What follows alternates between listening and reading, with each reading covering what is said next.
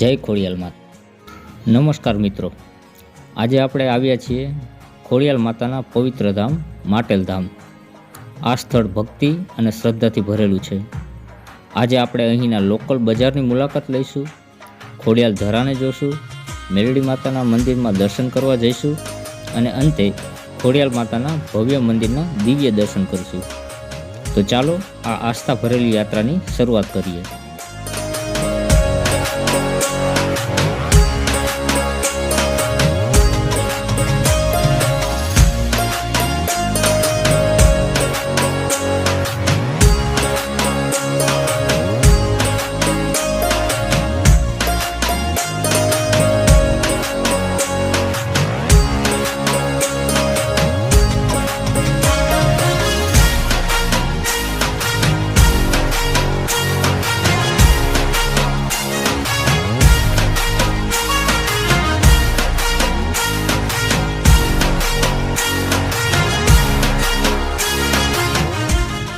Local બજાર pass કર્યા બાદ હવે આપણે જઈશું ખોડિયાલ ધરાની મુલાકાત લેવા.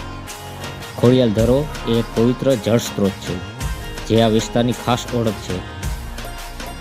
કહેવાય છે કે આ પાણીમાં માતાજીની કૃપા રહેલી છે અને અહીં સ્નાન કરવાથી ભક્તોને આધિ અને વ્યાધિમાંથી મુક્તિ મળે છે.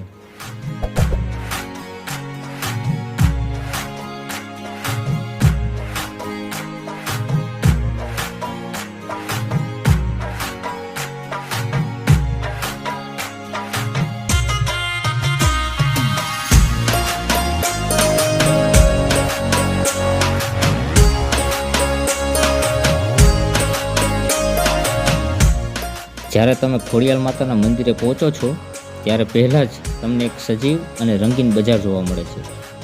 આ બજારમાં તમે ખોડિયાલ માતાની સુંદર મૂર્તિઓ, પૂજા માટે જરૂરી સામગ્રી, પ્રસાદ અને ધૂપ, દીવા, માળા અને નાની નાની ભક્તિપૂર્વકની ચીજો ખરીદી શકો છો.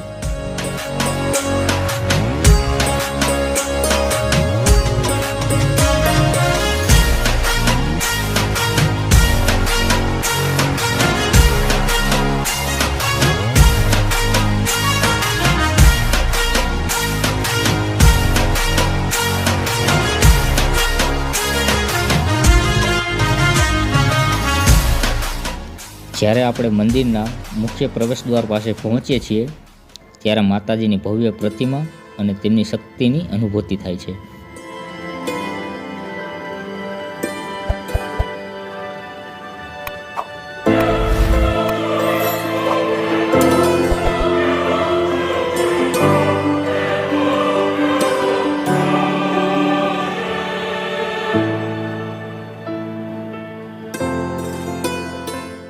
મંદિરની અંદર પ્રવેશતા જ બધા ભક્તજનો જય ખોડિયાલ માતાના નારા લગાવે છે.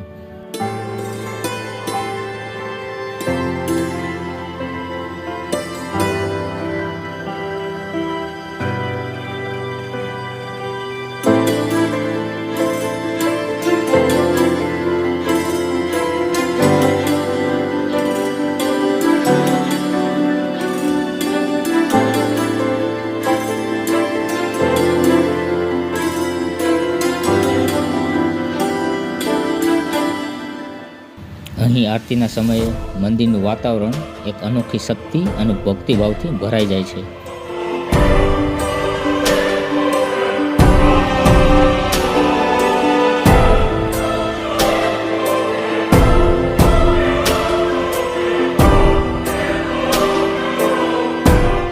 આ મંદિર માત્ર ભક્તિનું પ્રતીક નથી, પરંતુ ખોડિયાલ માતાના અનુયાયીઓ માટે શક્તિનું કેન્દ્ર છે.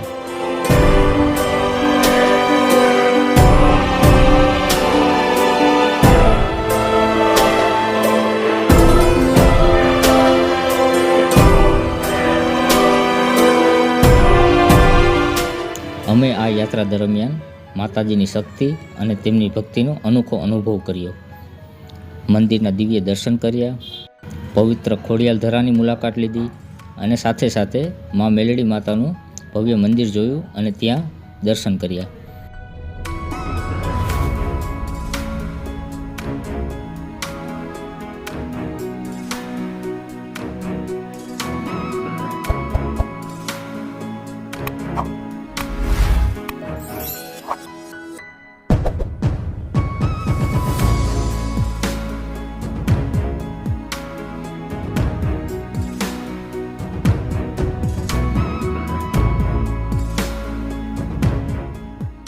માટેલ પ્રવાસ દરમિયાન મેરડી માતાના દર્શન કરવા એ એક મહત્વપૂર્ણ અંગ છે.